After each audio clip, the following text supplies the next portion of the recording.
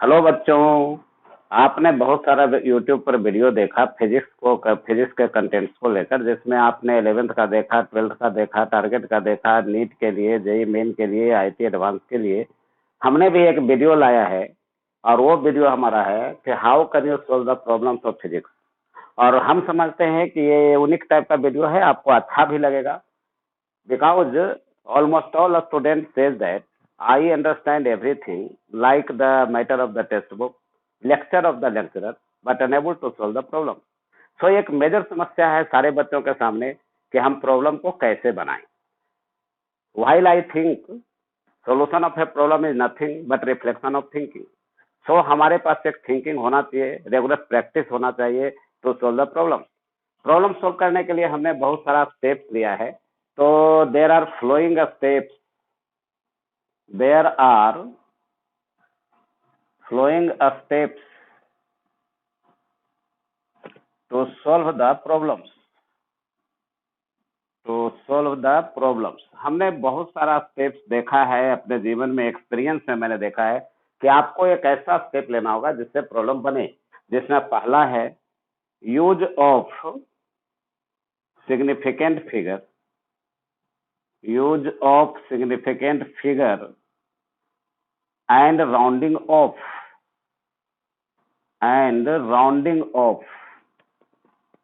ये सबसे पहला पॉइंट है, पहला स्टेप है जिसके जरिए हम प्रॉब्लम बनाते हैं। अब सिग्निफिकेंट फिगर और rounding off most important thing है जिस पर हम प्रॉब्लम देते हैं। सबसे पहला लेते हैं सिग्निफिकेंट फिगर। सबसे फर्स्ट है सिग्निफिकेंट फिगर। इसके लिए एक बात लिख रहे हैं जिसको आपको हमेशा याद रखना चाहिए कि any answer of physics, any answer of physics must be expressed in minimum significant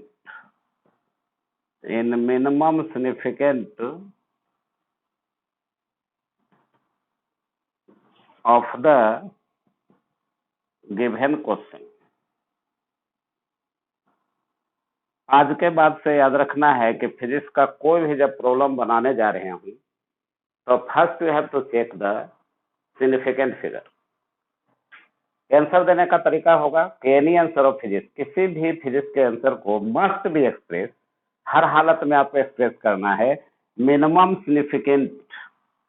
अब इसमें देखिए प्रॉब्लम, एक प्रॉब्लम हम ले रहे हैं जो कि आईटी 2003 में आया था। प्रॉब्लम क्या था कि there is a cube of side 1.2 गुने 10⁻⁻² metre. Calculate its volume. 4 options थे। पहला था 1.7 गुने 10⁻⁻6 मीटर क्यूब, दूसरा था 1.73 गुने 10⁻⁻6 मीटर क्यूब, थर्ड वन था 1.70 गुने 10⁻⁻6 मीटर क्यूब, और फोर्थ वन था 1.732 गुने 10⁻⁻6 मीटर क्यूब। इस प्रॉब्लम को जब हम देखते हैं तो ऊपरी तौर पर बहुत आसान प्रॉब्लम लगता है कि क्या है इस प्रॉब्लम में कि एक क्यूब दिया हुआ है जिसका साइड दिया हुआ है, उसका वॉल्यूम निकालना है। ऑर्डिनरी स्टूडेंट जब इसका सॉल्यूशन देने जाता है तो ऑर्डिनरी स्टूडेंट क्या करता है कि वॉल्यूम ऑफ द क्यूब का फार्मूला लगाता है कि साइड का होल क्यूब, और यहाँ पर क्या करता है कि 1.2 गुने 10⁻⁻² मीटर का होल क्यूब। यहाँ से वो आंसर लाता है 1.728 गुने 10⁻⁻6 मीटर क्यूब। जब इतना आता है उसको तो 4 ऑप्शन देखता है, 4 ऑप्शन में से एक आंसर को लाना चाहता है। कहीं भी ये डाटा किसी भी ऑप्शन में नजर नहीं आती। जब नजर नहीं आता है तो स्टूडेंट सब क्या करता है कि राउंडिंग ऑफ में जाता है। और 1.728 को राउंड करके 1.73 गुने 10⁻⁻6 मीटर क्यूब करता है और ऑप्शन बी को सिलेक्ट कर लेता है। लेकिन option B is the wrong answer. अगर आप ऐसे करके सेलेक्ट करेंगे तो रॉन्ग आंसर होगा, क्योंकि आपने कंटेंट तो सीखा, आपने कंसेप्ट सीखा, लेकिन how can you apply the concept to solve the problem, इसकी कमी आप में रह गई। अब अगर मेरा आप स्टेटमेंट देखें कि any answer of physics must be express in minimum significant figure of the given question, तो हमारे इस क्वेश्चन में जो नंबर ऑफ सिग्निफिकेंट हैं वो हमारा 2 है। तो आंसर में भी सिग्निफिकेंट कितना चाहिए? केवल 2 ही। अगर ए ऑप्शन को देखें तो इसमें सिग्निफिकेंट की संख्या 2 है, इसमें सिग्निफिकेंट जो है वो हमारा 3 है, इसमें जो सिग्निफिकेंट है वो 3 है, और इसमें जो सिग्निफिकेंट है वो 4 है। अब हमारा कंसेप्ट है कि मिनिमम सिग्निफिकेंट में आंसर देना है, इसका मतलब A is the right answer. So option A जो होंगे वो राइट आंसर होंगे। यानी इस क्वेश्चन में हमको ये समझ में आया कि वॉल्यूम हमको निकालना ही नहीं था, बल्कि सिग्निफिकेंट फिगर पर बेस्ड प्रॉब्लम था, और इसी प्रॉब्लम से आंसर ए तक हम पहुंच गए। सो जब भी किसी कंसेप्ट को पढ़िए तो सबसे पहला रूल ए लगाना है। ये था फर्स्ट क्वेश्चन जो कि सिग्निफिकेंट फिगर के लिए था। दूसरा क्वेश्चन में आइए जो राउंडिंग ऑफ में है, और problem 2,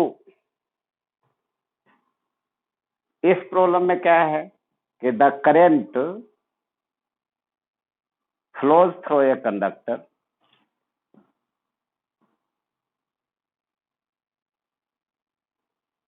is 1 ampere when potential difference across it is equal to 1 volt. Find the resistance. Find the resistance. अगर हम देखें ऊपरी तौर पर तो ये भी बहुत सिंपल क्वेश्चन नजर आ रहा है, लेकिन 4 चॉइस जरा देखें कि 4 चॉइस क्या है। तो पहला ऑप्शन में है 0.99 ओम, दूसरा ऑप्शन में है 1.2 ओम, तीसरा ऑप्शन में है 1.3 ओम, और चौथा ऑप्शन में है 1.4 ओम।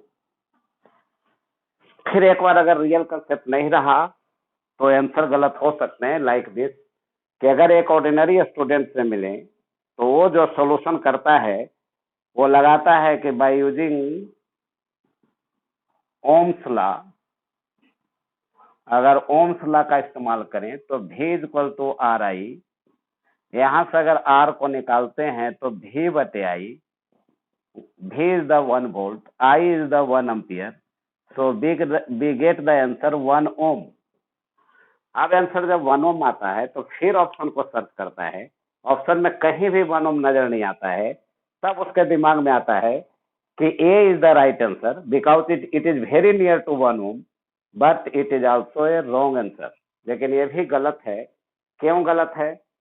तो rounding is not permitted in case of resistance for the lesser value. अगर आप लेसर वैल्यू को सिलेक्ट करेंगे तो इससे क्या होगा कि करंट का मान हाई हो जाएगा, और करंट का मान जैसे ही हाई होगा कि शॉर्ट सर्किट होने का चांस है। इसलिए टॉलरेंस ऑफ द रेजिस्टेंस का इस्तेमाल करना है, और टॉलरेंस जो रेजिस्टेंस का होता है वो मैक्सिमम होता है 20% और मिनिमम होता है 5%, यानी 5% to 20% का टॉलरेंस लगाना है। इस क्वेश्चन में देखिए कि अगर 1 ओम से नीचे तो जाना नहीं है, क्योंकि रेजिस्टेंस का मान अगर हम कम करेंगे तो करंट का मान हाई हो जाएगा। अब बढ़ा के हम ले सकते हैं, कितना बढ़ा सकते हैं? तो 5% से 20% तक। 5% बढ़ाने पर कोई चॉइस नहीं आ रहा है, लेकिन 20% से अगर इंक्रीज करते हैं तो एक चॉइस हमारा है बी, अब B is the right answer. ये था मेरा पहला स्टेप जो कि सिग्निफिकेंट फिगर का था। चलो बच्चों, अब पहला स्टेप के बाद हम चलते हैं दूसरा स्टेप में टू सोल्व द प्रॉब्लम। और स्टेप सेकंड मेरा है application, restriction and extension of A formula. देखो 3 टर्म मैंने डाला है। एक एप्लीकेशन है कि how can you apply the formula, दूसरा रेस्ट्रिक्शन है कब हम फार्मूले को नहीं लगाएं, और तीसरा एक्सपेंशन है कि एक ही फार्मूला से बहुत सारा फार्मूला हम कैसे निकालें। अगर ये 3 बातें आपको आता है तो प्रॉब्लम बनाने में बहुत आसानी होगी। अब जैसे एप्लीकेशन, रेस्ट्रिक्शन, एक्सपेंशन, अब मान लिया कोई फार्मूला है। अब मान लिया जैसे फार्मूला हमारा है V² बराबर U² माइनस 2GH। ये फार्मूला केवल उस वक्त लागू होंगे जब कोई मैसिव बॉडी ना हो, यानी नो मैसिव बॉडी। ध्यान रखना है कि अगर बॉडी का मास दिया हुआ है तो इस फार्मूला को नहीं लगाएंगे। अगर काइनेटिक एनर्जी का फार्मूला हम जानते हैं कि हाफ एम वी स्क्वायर होता है, तो ये फार्मूला केवल उस वक्त लागू होंगे जब पॉइंट मास रहेगा, यानी कन्फिग्रेशनल बॉडी अगर रहेगा तो हम नहीं लगाएंगे।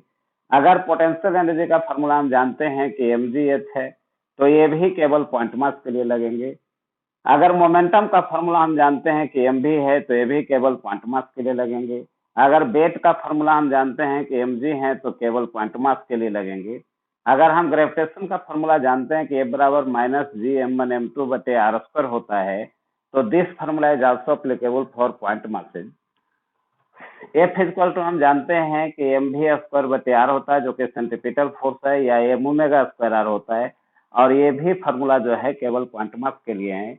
F बराबर 1/4 पाई एप्सिलॉन Q1 Q2 बटे आर स्क्वायर, ये भी फार्मूला केवल पॉइंट चार्ज के लिए है, यानी ये पॉइंट चार्ज के लिए है। तो देर आर मेनी फार्मूले apply only for the point charge like this. अब अगर इस फार्मूला को हम चाहते हैं कि एप्लीकेशन में हम लाएं कॉन्फ़िगरेशन के लिए, या इस फार्मूला का कैसे सही सही एप्लीकेशन करें, तो ये एप्लीकेशन में सिखाएंगे। इसको कब नहीं लगाना है, ये रेस्ट्रिक्शन हो गया कि कॉन्फ़िगरेशनल बॉडी के लिए ये सब लागू नहीं होंगे। और एक एक्सपेंशन है कि एक्सपेंशन जो है उसमें क्या है कि जैसे मान लिया रेंज का फार्मूला हमने सीखा कि u square sine 2 theta divided by g है। अब इस फार्मूला को सीख कर इससे हम बहुत सारा फार्मूला निकाल सकते हैं, लाइक दिस कि आर बराबर जो होता है वो 4h cot थीटा भी होता है, आर इक्वल टू जो होता है वो हाफ जी T1 T2 भी होते हैं, आर इक्वल टू जो होता है वो हमारा आर मैक्सिमम जो होते हैं वो 2h plus are square by 8h होते हैं। इसी प्रकार आर का फॉर्मूला जो होता है वो 4√h1h2 होता है। तो ये कहलाता है एक्सपेंशन। तो देखो तीन बात का ध्यान रखना है कि फॉर्मूला को अप्लाई कैसे करें, उसको कब अप्लाई नहीं करना है, और फार्मूला को एक्सपेंड कैसे करें। तो यहाँ पर जितने भी फार्मूला लिखे गए यादर फॉर पॉइंट मास और पॉइंट चार्ज, यहाँ पर जो फार्मूला है वो हमारा है कि एक्सपेंशन को शो करता है। तो इस टाइप से एप्लीकेशन, रेस्ट्रिक्शन और एक्सपेंशन हमको जानना चाहिए। अब एप्लीकेशन की कुछ और छोटी बातें करें कि मान लिया कि एक ट्रायंगल है, तो इस ट्रायंगल में क्या है कि ये हमारा थीटा है, ये हमारा परपेंडिकुलर है, बेस है, हाइपोटेन्यूज है।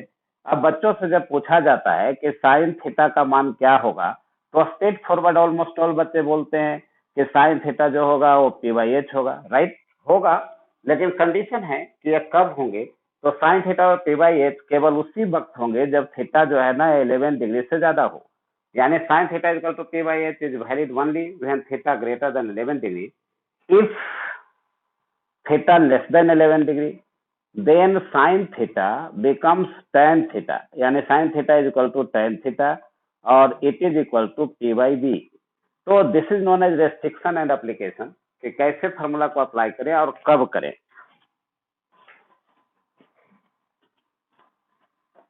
अब इसको लेकर हम एक प्रॉब्लम देते हैं कि कैसे फार्मूला से हम गड़बड़ कर देते हैं कि फार्मूला का एप्लीकेशन रेस्ट्रिक्शन मालूम नहीं रहता, तो हम लोग जैसे तैसे बना देते। तो आइए एक प्रॉब्लम को डिस्कस करते हैं। प्रॉब्लम है कि ये body of mass m is equal to 2 kg is projected vertically upward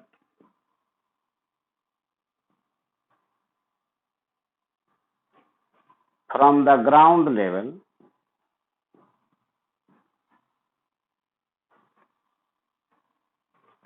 with velocity v naught is equal to 10 meter per second. Find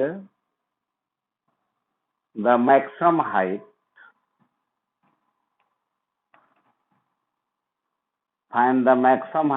gain by it, और दिया हुआ है कि take g equal to 10 metre पर second. चलो बच्चों, इस problem से हम बहुत कुछ सीखते हैं कि ये प्रॉब्लम जो है ना, ऊपर से देखने में तो बहुत स्ट्रेट फॉरवर्ड प्रॉब्लम लग रहा है, लेकिन अंदर में बहुत कुछ सीखना है इसमें। और इसमें सबसे पहले जो हमने लिखा है उसमें देखिए कि बॉडी का मास दिया हुआ है। तो बॉडी का मास दिया हुआ है, इसका मतलब अभी अभी आप लोगों को बताया था कि वी स्क्वायर बराबर यू स्क्वायर माइनस 2g जो फार्मूला होता है, ये केवल एंड केवल पॉइंट मास के लिए लगता है जिसके पास मैसिव बॉडी ना हो, यानी जिसके पास मास ना हो। इस फार्मूला को कम से कम इस केस में तो नहीं लगाएंगे, ये हमारा रेस्ट्रिक्शन बता रहा है। लेकिन चलिए समझते हैं कि एक बॉडी है जिसका मास 2 kg हुआ दिया हुआ है, इसका नाम मास दिया हुआ है। Projected vertically above from the ground level दिया हुआ है, इसका मतलब रेफरेंस दिया हुआ है कि किस जगह से आपको हाइट निकालना है। और विथ वेलोसिटी 10 मीटर पर सेकेंड है, इसका मतलब इनिशियल वेलोसिटी हमको दिया हुआ है और मैक्सिमम हाइट हमको निकालना है। इस प्रॉब्लम को अगर सिंपल ढंग से सॉल्यूशन देखें, देखिए रियल मेथड भी आपका होना चाहिए, कभी कभी होता है method is wrong but answer is okay. तो यहाँ पर सॉल्यूशन में सबसे पहले एक ऑर्डिनरी स्टूडेंट को देखिए कि वो क्या करता है कि जब रेस्ट्रिक्शन वो नहीं जानता, एप्लीकेशन बढ़िया से नहीं जानता है, तो वो सीधे लगा देगा कि वी स्क्वायर बराबर यू स्क्वायर माइनस 2g, जो एकदम बिल्कुल यहाँ नहीं लगना चाहिए था, लेकिन लगाता है। और भी जो मैक्सिमम हाइट है उस पर वेलोसिटी 0 है, तो वो 0 लगाया। यू का मान जो कि यहाँ 10 मीटर पर सेकंड दिया हुआ है, तो 100 हो गया, माइनस 2, जी का वैल्यू 10 है, इंटू एच। और यहाँ से एच निकाल के बोलता है कि sir answer will be 5 metre. Really अगर ऑप्शन अगर यहाँ दिया हुआ रहता तो आंसर 5 मीटर राइट है, लेकिन मेथड इज रॉन्ग। यानी यहाँ हम कह सकते हैं कि answer is okay, answer is okay but method is wrong. अब इस क्वेश्चन को हम अगर 5 मार्क्स का मान लें कि अगर बोर्ड का एक क्वेश्चन है और 5 नंबर का है, तो कितना नंबर इस बच्चे को दिया जाएगा जो पहला सॉल्यूशन हमने देखा है। तो method is wrong, that means क्या है कि इसको 0 मार्क्स मिलेंगे, यानी इसको no marks, because formula is not applicable for this problem. अब इसका सेकेंड मेथड देखते हैं।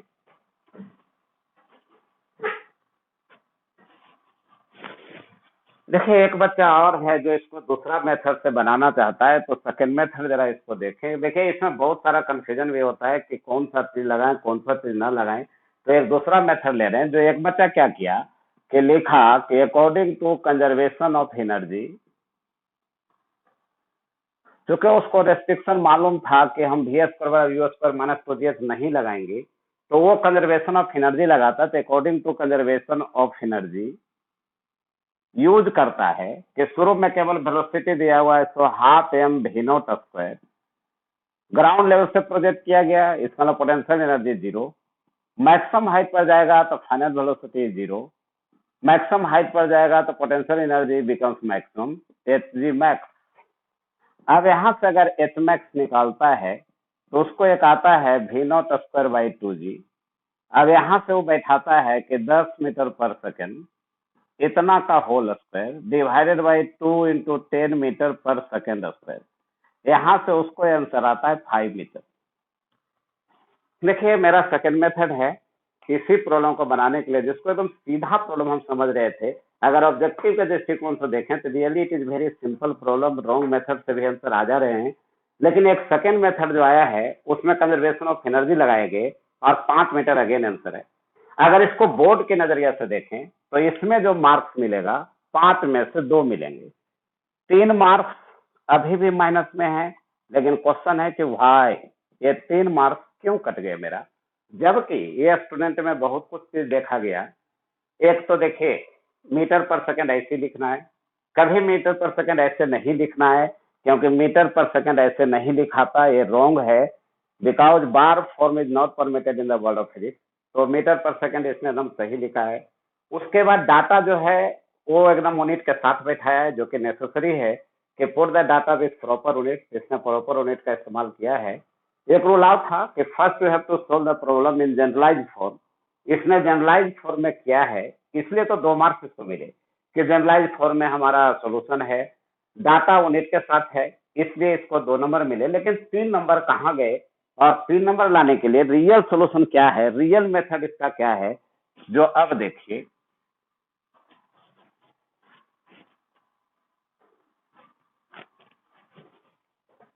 मतलब इसको दे रहे हैं मेथड थर्ड, लेकिन it is a real method to get 5 marks exact marks. तो रियल मेथड में क्या है कि सबसे पहले कंजर्वेशन ऑफ एनर्जी जब लगाने वाले हों तो first you have to select system. सबसे पहले सिस्टम चुनना होता है, तो सबसे पहले सिस्टम चुनेंगे।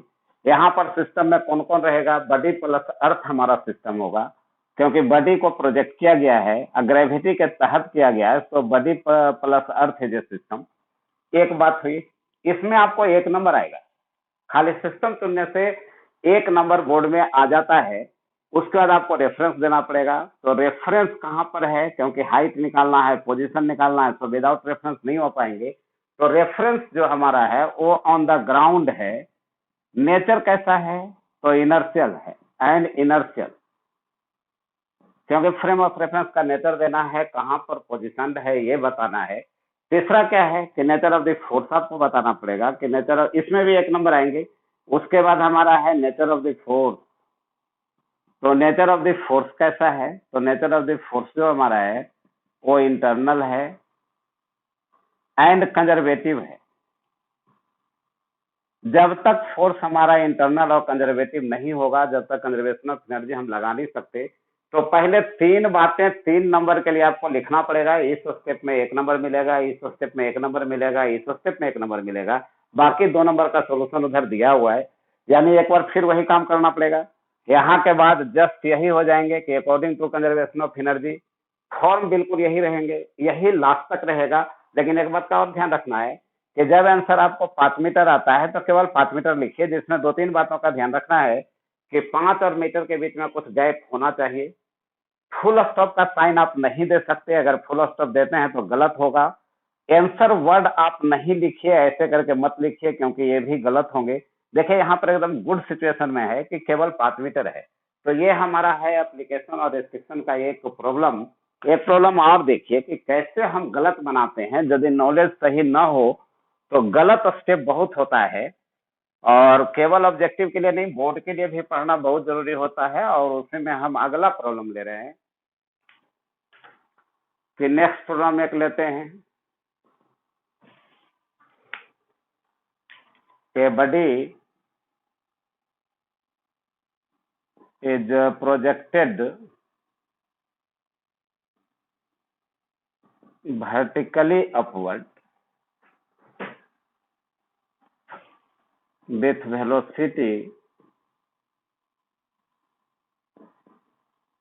10 meter per second under gravity from the ground level. From the ground level, find its position. Find its position after time interval. After time interval del t is equal to 3 second. और वही लिखा हुआ है कि take g is equal to 10 metre पर second होता है। देखिए दिस इज अनदर प्रॉब्लम कि हम प्रॉब्लम को एकदम स्ट्रेट ले रहे हैं कि सीधा सीधा प्रॉब्लम है, जिसमें कहाँ गलती हो जाती है मुझसे इसका ध्यान रखना है। लेकिन इसमें 4 चॉइस थे। पहला था 5 मीटर, दूसरा था 15 मीटर, तीसरा है -15 मीटर, और चौथा है 0 मीटर। जब ये क्वेश्चन 9th क्लास का बच्चा देखता है, या जो 9th 10th पास करके 11th में आया है, तो शुरू के स्टेज में जब तक उसको समझाया ना जाए तो किस टाइप का सोल्यूशन देता है, जो जरा देखिए। बच्चा इसको एकदम सीधा प्रॉब्लम समझता है, it is very straight problem. वो क्या करता है कि h बराबर हमारा ut minus half g t square formula लगाता है, क्योंकि उसको पता है जब बॉडी को नीचे सुपर प्रोजेक्ट किया जाएगा तो ये फार्मूला लगेगा पोजीशन निकालने के लिए। अब u का मान दिया हुआ है 10 मीटर पर सेकेंड, तो 10, t का मान दिया हुआ है 3, तो 10 इंटू 3 माइनस हाफ गुने 10 गुने 9, इतना मीटर। अब ये 5 जो हो गया और ये हो गया -15 मीटर, तो उसको आंसर आ गया -15 मीटर। जैसे -15 मीटर आता है, सी ऑप्शन को वो टिक कर देता है और this is the wrong answer, कि ये गलत है। क्योंकि जब आप डायरेक्ट बनाएंगे, आप चलाना सीखे हैं बाइक, और बाइक सीखकर आप चाहते हैं चलाना कार, तो एक्सीडेंटल केस तो होंगे।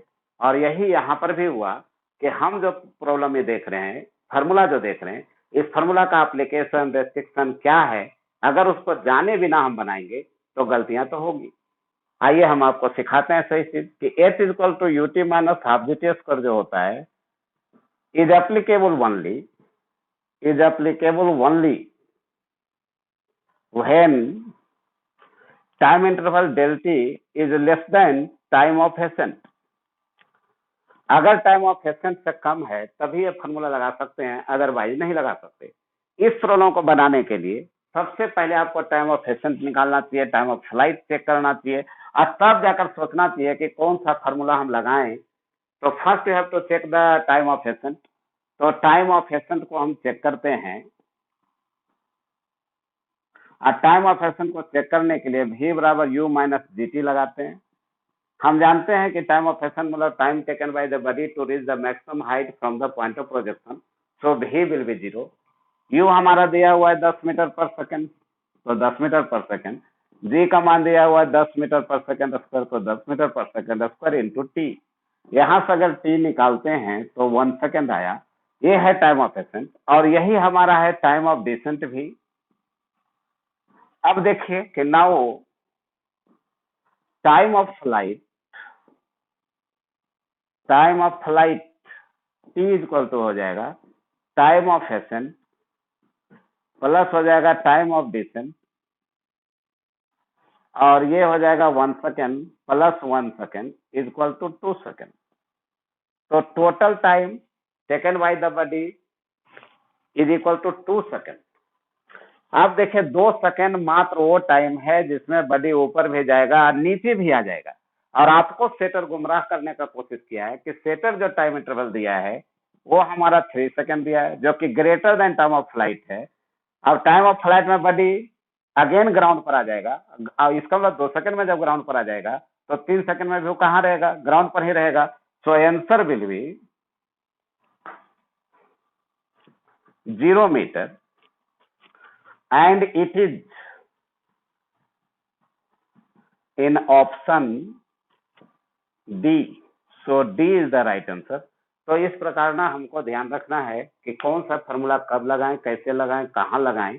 बाकी और इस पर जितना रिस्ट्रिक्शन है वो हम बताएंगे, लेकिन इसी जगह एक और देखिए एक्सपेंशन। अभी हम बार बार समझा रहे हैं कि एप्लीकेशन, रेस्ट्रिक्शन और एक्सपेंशन भी चाहिए। अगर एक्सपेंशन में हम जाएं तो एक्सपेंशन में ये बेटर जगह है अपने नॉलेज को बढ़ाने का, कि आपने देखा कि एच बराबर होता है UT minus half g t square, जो बच्चा ने सबने लिखा 9th क्लास में ही जान रहे हैं। हम लोग से गलतियां कहाँ होती है कि हम लोग केवल क्या करते हैं कि इसी को घेर कर ऐसे रख लेते हैं और सोचते हैं कि भविष्य में कोई प्रॉब्लम आएगा तो उस पर बनाएंगे। लेकिन इसी को अगर आगे बढ़ाते आप, तो इसको अगर आगे बढ़ाएंगे तो हो जाएगा half g t square minus UT अब प्लस एच इक्वल टू 0। बहुत सिंपल है, हम एक्सपेंशन बता रहे हैं कि एक्सपेंशन कैसे कर सकते थे। अब यहाँ से हो जाएगा टी स्क्वायर माइनस 2u बटा जी इंटू टी अब प्लस 2h बटा जी इक्वल टू 0। और this is the form of quadratic equation. ये हमारा फॉर्म जो है वो क्वाड्रेटिक इक्वेशन है। और जैसे क्वाड्रेटिक इक्वेशन आया कि नंबर ऑफ रूट्स जो है 2 होंगे, नंबर ऑफ सॉल्यूशंस भी 2 होंगे, तो मान लेते हैं कि 2 रूट्स है। देखिए एक्सपेंशन को ध्यान से देखिए कि एक्सपेंशन कैसे होता है, जो आप जानते हैं उसी को एक्सपेंड करना है। और एक्सपेंशन में हम आ रहे हैं कि let P1 and T2 are the roots. P1 T2 हमारे रूट्स हैं। सो 2 नया फॉर्मूला इसी जगह से निकल जाएगा। फर्स्ट में लिखते हैं कि प्रोडक्ट ऑफ रूट जो कि C बाई ए होंगे, इसका मतलब ये हो जाएगा 2h बटा जी। और यहाँ से एक नया फॉर्मूला मेरा निकल गया, हो गया हाफ जी T1 T2। सो ये है एक्सपेंशन ऑफ फार्मूला, कि एक फार्मूला से आप अनदर फार्मूला निकालिए, और half g T1 T2 is the next formula to get the position. Second में है कि T1 plus T2 equal to minus b बटा ए, तो ये हो जाएगा 2u बटा जी, और इसको यहाँ से अगर u निकालते हैं तो ये हो जाएगा half g T1 plus T2। तो चलो बच्चों देखो, दो फार्मूला हमने नया निकाल दिया एक ही फार्मूला से, और ये कहलाता है एक्सपेंशन। अब ये तुम्हारे दिमाग में आ रहा होगा कि इस फार्मूला को इस्तेमाल कहाँ करेंगे और यहाँ कहाँ इस्तेमाल करेंगे। तो इसके लिए एक आईटी का प्रॉब्लम देखिए, एक प्रॉब्लम आईटी का इसी जगह डाल रहे हैं कि अगर हम ये नहीं पढ़े एक्सपेंशन तो बहुत नुकसान हो सकता है, और प्रॉब्लम हमसे बनेगा तो बहुत लेट से बनेगा, नहीं तो बनेगा ही नहीं। तो एक प्रॉब्लम हम ले रहे हैं आईआईटी का, कि प्रॉब्लम है कि body is projected, a body is projected vertically upward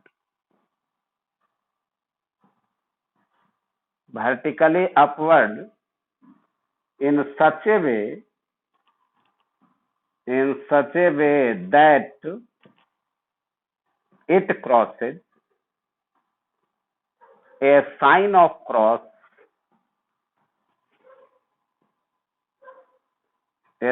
of cross on the wall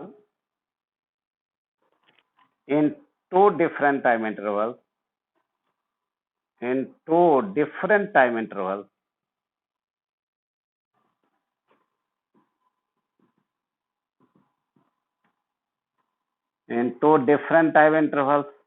8 seconds and 10 seconds। Question को फिर से दोहराते हैं कि body is projected vertically upward in such a way that it crosses a sign of cross on the wall in two different time intervals 8 second and 10 second. अब हम दो question हमसे पूछा गया, first find the height of sign of cross, find the height of sign of cross. दूसरा question पूछा गया कि find the velocity of projection, यानी कि दीवार के नजदीक से एक बॉडी को जब प्रोजेक्ट किया गया, लाइक दिस कि ये दीवार था, इस पर एक क्रॉस का साइन ऐसे लगा हुआ था, एक बॉडी को यहाँ से जब प्रोजेक्ट किया गया ग्राउंड लेवल से ही, तो इसको एक बार जाने में क्रॉस किया 8 सेकंड में, फिर दोबारा जब ये लौट कर आ रहा था नीचे की ओर तो 10 सेकंड में फिर इसी को क्रॉस किया, यानी सेम लेवल पर दो टाइम में आया, एक 8 सेकंड में और एक 10 सेकंड में। और हमको पूछा गया है कि ये साइन का जो क्रॉस का साइन है उसका हाइट कितना है, ये क्वेश्चन, और कितना वेलोसिटी से मैंने इसको प्रोजेक्ट किया था, ये दूसरा क्वेश्चन था।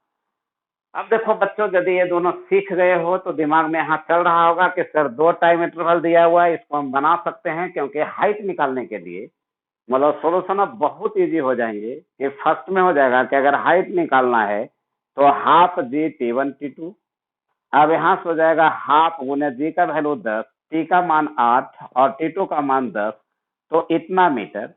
अब ये हो जाएगा 4 से कट जाएगा तो ये हो जाएगा 400 metre. So the solution become so easy after the expansion of formula. तो याद रखना है कि फार्मूला को एक्सपेंड करने का तरीका हमको मालूम रहना चाहिए।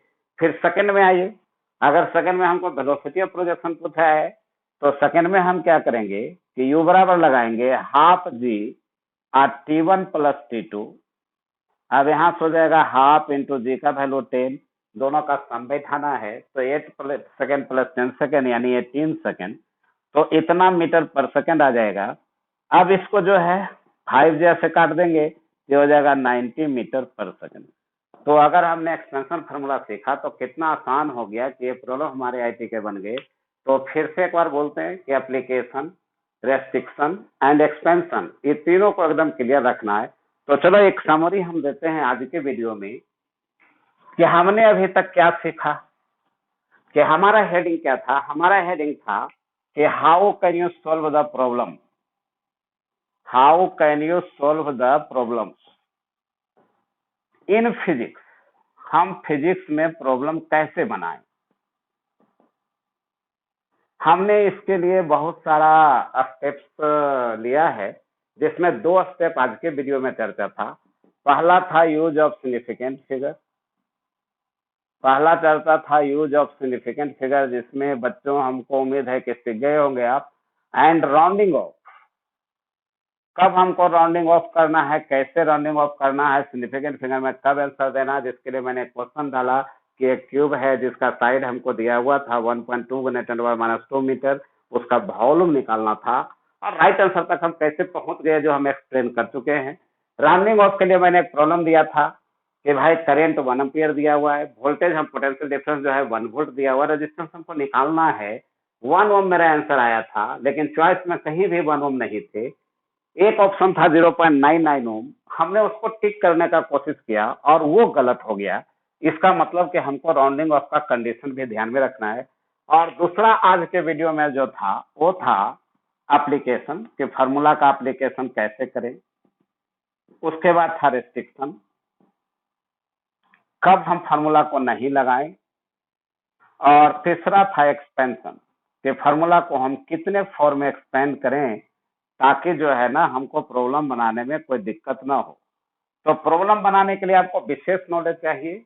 अगर एक्सपीरियंस है टीचर के पास, अगर आप उसको अंडरस्टैंड कर सकते हैं तो ये इस टाइप से अगर पढ़ाई इसी प्रकार तीसरा, चौथा, पांचवा, छठा यानी up to 30 step there are 30 steps to solve the problem और सारे स्टेप्स हमारे वीडियो में आएंगे। अभी इस वीडियो में मैंने केवल 2 स्टेप लिया है। अगर आपको वीडियो अच्छा लगता है तो लाइक कीजिए, शेयर कीजिए और सब्सक्राइब कीजिए।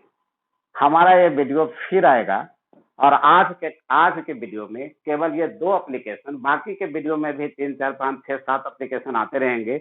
इतना ही आज बच्चों, थैंक यू।